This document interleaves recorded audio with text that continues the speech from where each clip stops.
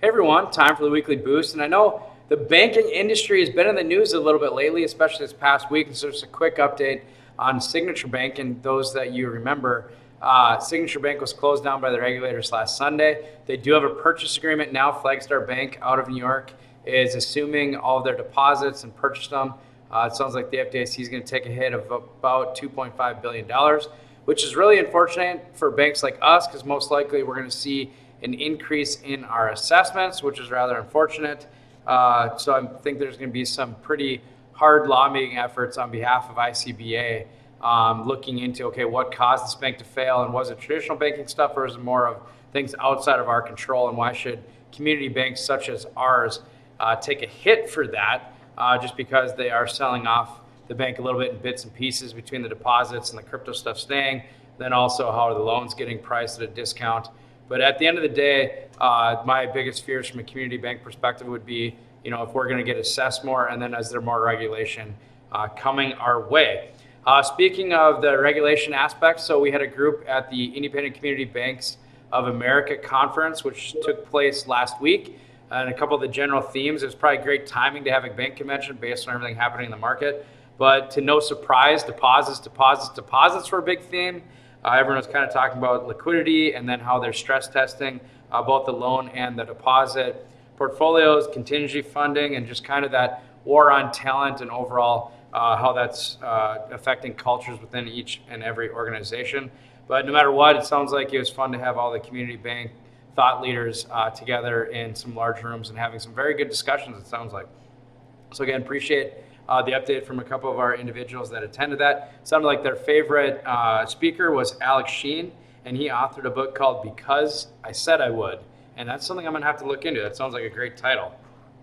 So flipping the page, I do have quick congratulations to give, and that is to our 2022 Odin Award recipient, and that is to John Drady. I know that we've been talking about this over the past couple of weeks. I thought there's a great video that put out. As you know, John is our central market president, also leads our treasury management team. He's been at the bank roughly 29 years, and again, a very prominent member of the Minot community. So just my props to John Drady and congratulations for being our 2022 Odin Award recipient. For those of you that haven't checked out the video, I thought the video is very well done talking about John.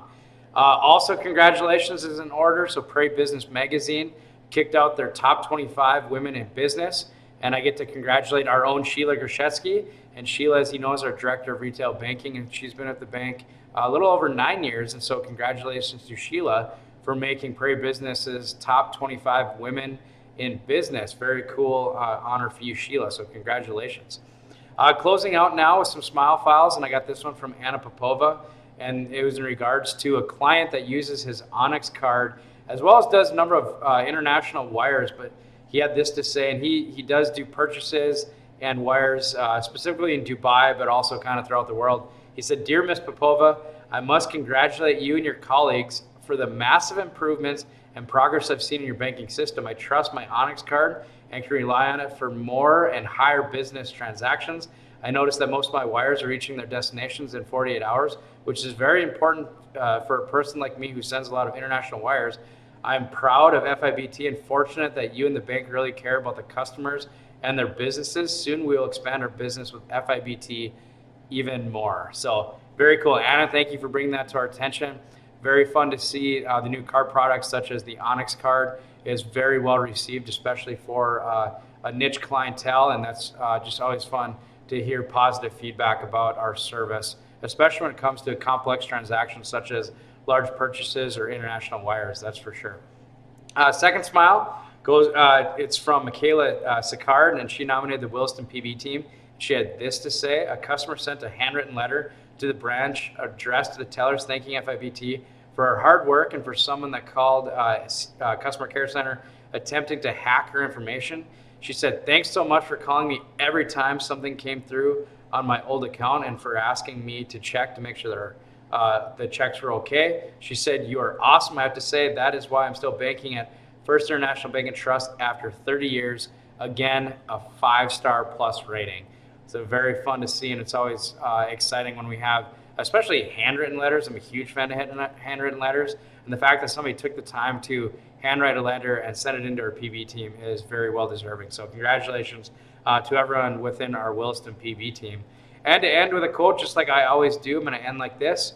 The quote is, "It's not about ideas, it's about making ideas happen." That's by Scott Belsky, and he's the founder of Behance. Have a great week, everyone.